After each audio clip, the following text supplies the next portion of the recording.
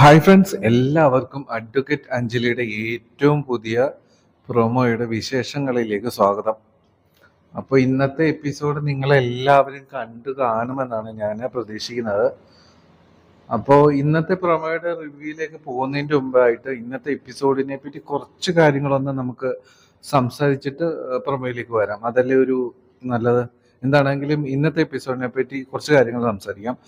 അപ്പോൾ ഇന്നത്തെ എപ്പിസോഡിൽ നമ്മൾ അത് കഴിഞ്ഞ ദിവസത്തെ വീക്കെൻഡിൽ എപ്പിസോഡ് തീർന്നത്, അതായത് പുതിയ SI വന്നിട്ടുള്ള കാട്ടിക്കൂട്ടലുകൾ തുടക്കം കുറുകയാണ്. അപ്പോൾ അഞ്ജലിയുടെ വീട്ടിലേക്ക് എത്തുന്നു. നമ്മുടെ മറ്റേ അഞ്ജലിയുടെ കൂട്ടുകാരെയൊക്കെ ചോദ്യം ചെയ്യുന്നു. ഓട്ടോ ചേട്ടനെ അടിച്ച് കരണം പോയിക്കുന്നു. അപ്പോൾ ഇങ്ങനെ കുറച്ച് ഷോ ഓഫ് ഒക്കെ ഇറക്കിയിട്ടാണ് അഞ്ജലി വീട്ടിനുള്ളിലേക്ക് ഈ ഈ SI കയറി പോകുന്നത്. അപ്പോൾ അഞ്ജലി കാര്യം എന്താണെന്നൊക്കെ ചോദിക്കും. വീട്ടിനുള്ളിൽ കയറും. എന്നിട്ട് അഞ്ജലിയോട് ഈ SI പറയുകയാണ്, ഞാനാണ് തരകൻ SI. അഞ്ജലിയുടെ കൂട്ടുകാരനായിരുന്ന, അഞ്ജലിയുടെ ആളായിരുന്ന മൊട്ട ജാഫറിനെ പറഞ്ഞു വിട്ട് അതിന് പകരം അയാൾക്കൊരു സ്ഥലമാറ്റവും കൊടുത്ത് പകരം വന്നിരിക്കുന്നതാണ് ഞാനാണ് തരകൻ എന്ന് പറഞ്ഞിട്ട് കുറച്ച് ഷോ ഓഫ് ഒക്കെ ഇറക്കും. അപ്പോൾ എന്തിനാണ് വന്നതെന്നും പറയും. അതായത് പത്മ കുറുപ്പിന്റെ വീട്ടിൽ നിന്നും ഒരു ഹാർഡ് ഡിസ്ക് അടിച്ചുകൊണ്ട് പോയിട്ടുണ്ട് CCTVയുടെ. ആ സംഭവം ഉണ്ട് ഇവിടെ, അത് എനിക്ക് വേണം. ആരാണ് ഈ പത്മ എന്നൊക്കെ ചോദിക്കും. അതിന് പത്മ മുമ്പോട്ട് വരും. അപ്പൊ നീയാണല്ലേ, എവിടെയാണ് ഹാർഡ് ഡിസ്ക് ഉള്ളത് എന്നൊക്കെ ചോദിക്കും.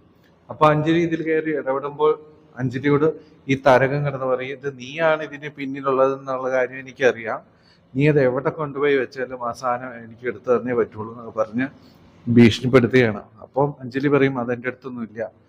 അപ്പോൾ പോലീസുകാരൊക്കെ കയറി അരിച്ചു പെറുക്കിയിട്ട് സംഭവം കിട്ടത്തില്ല. അപ്പോൾ സംഭവം ഒന്നും കിട്ടിയില്ലെങ്കിലും അപ്പം തരകന് വാശി മാറുന്നില്ല. അപ്പൊ തരകന് വാശിക്ക് പത്മേനും പൊക്കിക്കൊണ്ട് പോലീസ് സ്റ്റേഷനിലേക്ക് കൊണ്ടുപോവുകയാണ്. പിന്നെ പോലീസുകാരെല്ലാവരും കൂടി പത്മനെയും കൂടി കൂട്ടി വലിച്ചഴിച്ച് കൊണ്ടുപോവുകയാണ്. അപ്പോൾ അഞ്ജലി ഇടപെട്ട് നോക്കുമെങ്കിലും അതൊന്നും തരകന് ഒരു പ്രശ്നമല്ല. അറസ്റ്റ് വാറണ്ട് ഉണ്ടോ, അങ്ങനെയുള്ള കാര്യങ്ങളൊക്കെ അഞ്ജലി ചോദിക്കുമ്പോൾ ഒരു അറസ്റ്റ് വാറണ്ടും വേണ്ട, ഇവളെ ഞാൻ കൊണ്ടുപോകുന്നു പറഞ്ഞ് വാശി പിടിച്ച് തരകൻ കൊണ്ടുപോവുകയാണ്. അപ്പോൾ തരകൻ കൊണ്ടുപോയി കഴിഞ്ഞ ഉടനെ തന്നെ അഞ്ജലി നമ്മുടെ SI ജാഫറിനെ വിളിക്കുന്നത്, ജാഫറിനോട് വിളിച്ച് കാര്യങ്ങളൊക്കെ പറയുന്നുണ്ട്. അപ്പോൾ ഇങ്ങനെ സംഭവങ്ങൾ നടന്നു, അങ്ങനെ ഇഷ്യൂസ് ഒക്കെ നടന്ന് അങ്ങനെ പോകുന്നു. അപ്പോൾ ഇത് കഴിഞ്ഞിട്ട് നമ്മൾ കാണുന്ന സീൻ എന്ന് പറഞ്ഞു കഴിഞ്ഞാൽ അബി ഹോസ്പിറ്റലിൽ എത്തുകയാണ്. അപ്പൊ അച്ഛന് ഇങ്ങനെ ഹോസ്പിറ്റലുണ്ട്, ഡിസ്ചാർജ് ആയ വിവരം അബിക്ക് അറിയത്തില്ല. അപ്പൊ അബി കാണാനായിട്ട് ശിവരാമൻ അച്ഛനെ കാണാനായിട്ട് വരികയാണ്. അവിടെ ചെന്ന് റിസപ്ഷൻ ചോദിക്കുമ്പോൾ അവർ ഡിസ്ചാർജ് ചെയ്ത് പോയല്ലോ എന്ന് പറയുമ്പോഴാണ് അബി അറിയുന്നത്. അപ്പൊ നമ്പർ ചോദിക്കുമ്പോൾ അവർ കൊടുക്കത്തില്ല. അങ്ങനെ അബി പറയും SIനെ വിളിക്കൂ എന്നൊക്കെ പറയുമ്പോൾ അവർ നമ്പർ കൊടുക്കും. അങ്ങനെ അബി നമ്പറൊക്കെ മേടിച്ച് കഴിഞ്ഞ് ഡയൽ ചെയ്യുമ്പോൾ ആണ് അബിക്ക് മനസ്സിലാവുന്നത് ഇത് നമ്മുടെ അഞ്ജലി കുട്ടിയുടെ അച്ഛനാണെന്ന്. അപ്പൊ ഭയങ്കര ഷോക്കിങ്ങും എക്സൈറ്റഡും ആയി പോകും അബി. എന്താണെങ്കിലും ശിവരാമകൃഷ്ണനെ വീട്ടിൽ പോയി കാണാമെന്ന് അബി തീരുമാനിച്ച് പോവുകയാണ്. ഇതിനുശേഷം നമ്മൾ കാണുന്ന സീൻ എന്ന് പറഞ്ഞാൽ അനുപമ പാത്തും പതുങ്ങിയും വീട്ടിലേക്ക് എത്തുകയാണ്. അപ്പോൾ അനുപമ നമ്മൾ ആലോചിച്ചു പോകും, അനുപമ എന്തിനാണ് വന്നിരിക്കുന്നത്? നല്ല സ്വഭാവമായോ? അച്ഛനെ വന്ന് കാണാനുള്ള അത്രയും നല്ല മനസ്സ് അനുപമയ്ക്ക് ഉണ്ടോ എന്നൊക്കെ നമ്മളൊന്ന് ആലോചിച്ചു പോകും. പക്ഷെ അനുപമ വന്നതിന്റെ ഉദ്ദേശം അപ്പോഴൊന്നും അറിയില്ല. പക്ഷെ കുറച്ച് നേരത്തിന് ശേഷം നമുക്ക് മനസ്സിലാക്കാൻ പറ്റും. അപ്പൊ അനുപമ വീട്ടിലേക്ക് കാലെടുത്ത് വെക്കാനായിട്ട് തുടങ്ങുന്നതിന് ശ്യാമളാമ്മ ഇറങ്ങി വരും. നീ കയറിപ്പോരുത് ഈ വീട്ടിലേക്ക് എന്നൊക്കെ പറഞ്ഞിട്ട് ശ്യാമളാമ്മ ഇറങ്ങി വരും. അങ്ങനെ അനുപമയും അമ്മയും കൂടി അവിടെ കിടന്ന് കുറച്ച് ഡാർക്ക് സീനൊക്കെ അവിടെ ഉണ്ടാവുന്നുണ്ട്.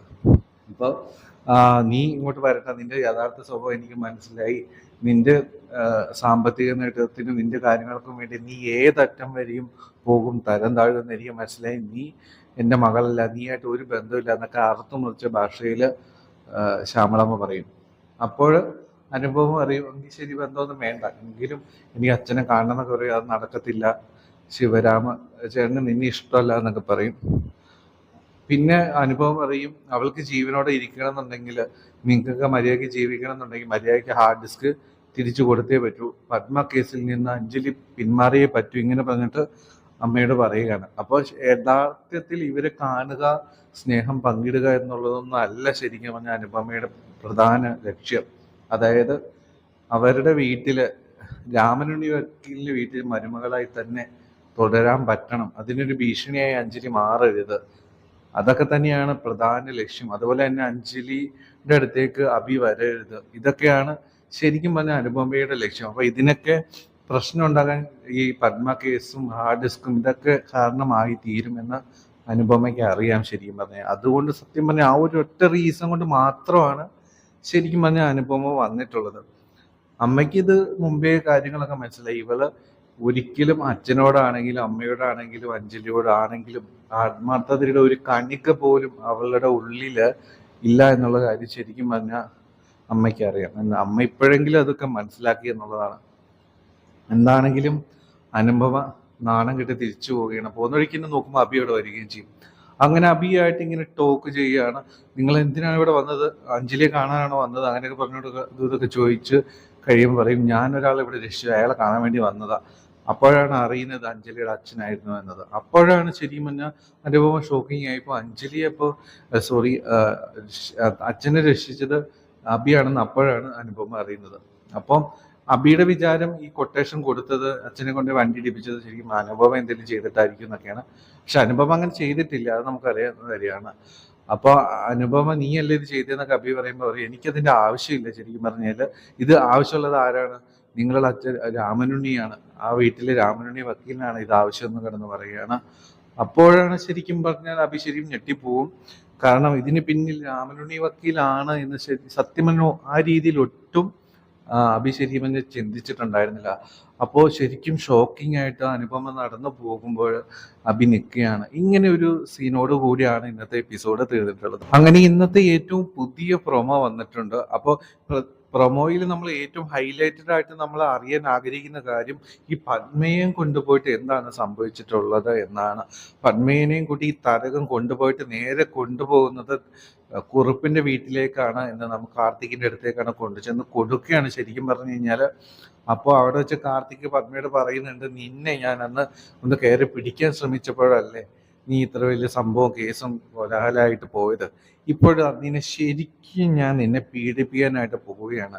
നിനക്ക് എന്താ ചെയ്യാൻ പറ്റുന്നത് വെച്ചാൽ ചെയ്യുക എന്ന് പറഞ്ഞിട്ട് കാർത്തിക് എന്താ പറയാ, എന്താ പിന്നെ സംഭവിക്കാൻ പോകുന്നതെന്നൊന്നും അറിയത്തില്ല. എന്താണെങ്കിലും തരകൻ എന്നൊരു ദുഷ്ടനായ ഈ ഒരു SI ഈ കുറുപ്പിനും രാമനുണ്ണി വക്കീലിനും വേണ്ടി എന്ത് നെറുകേടും ചെയ്യുമെന്ന് നമുക്ക് മനസ്സിലാവുന്നുണ്ട്. എന്താണെങ്കിലും ഇത് കൂടാതെ 25 ലക്ഷം രൂപ അനുപമയുടെ വീട്ടിൽ കൊണ്ടുപോയി കൊടുത്ത അവിടെ വെച്ച് തിരിച്ചു കൊണ്ടുവച്ച് അത് മറ്റുള്ളവർ കാണുകയും അതുമായി ബന്ധപ്പെട്ട കുറച്ച് സീനുകളൊക്കെ നടക്കുന്നുണ്ട്.